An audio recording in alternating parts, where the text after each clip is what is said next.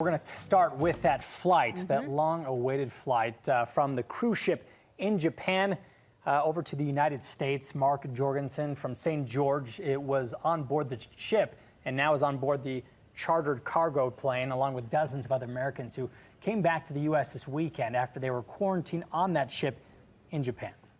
This plane is a 747 cargo plane. I can't remember the airline. It's a cargo company out of Michigan that they chartered the plane from. I thought it was a military plane, but it's not.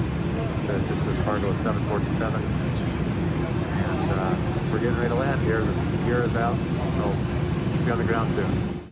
And that again was Mark Jorgensen sending us this cell phone video. He said those lights started blinking when they were about to land, but a very loud plane because it wasn't, a nice flight over. It was a pretty important mission for all of those people to finally get back into the U.S. Many of them, of course, have been on that ship, all of them on that ship, but many of them exposed to the coronavirus, like Mark. His wife, Jerry, is still in Japan being treated for coronavirus. But they're going to actually start another quarantine now that they have landed in the U.S.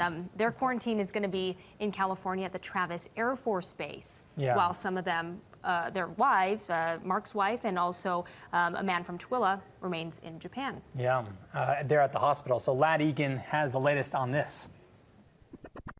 Yeah, this is just a nightmare of a trip that just won't end. Now that they're back in the U.S., the passengers of this cruise ship must be quarantined for another 14 days. So when this is all said and done, they will be under quarantine for almost a month. 2 of the 4 Utahns on the Diamond Princess are now at California's Travis Air Force Base, but their spouses remain in Japan because they showed symptoms of the virus. In a Facebook post, Melanie Herring said her husband John has pneumonia and that they are both very worried, but said he is getting good care at a hospital in Japan.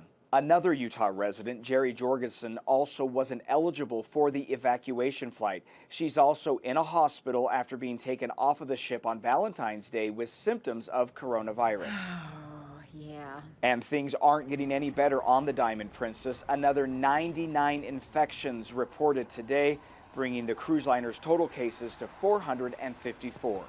There are some questions about why 14 passengers of those cruise ships who got off and then tested positive but weren't showing any symptoms of the virus were allowed to board these flights back to the U.S. because we know that 46 other Americans who are infected with the virus had to stay behind at Japanese hospitals. For KSL Plus, I'm Ladd Egan.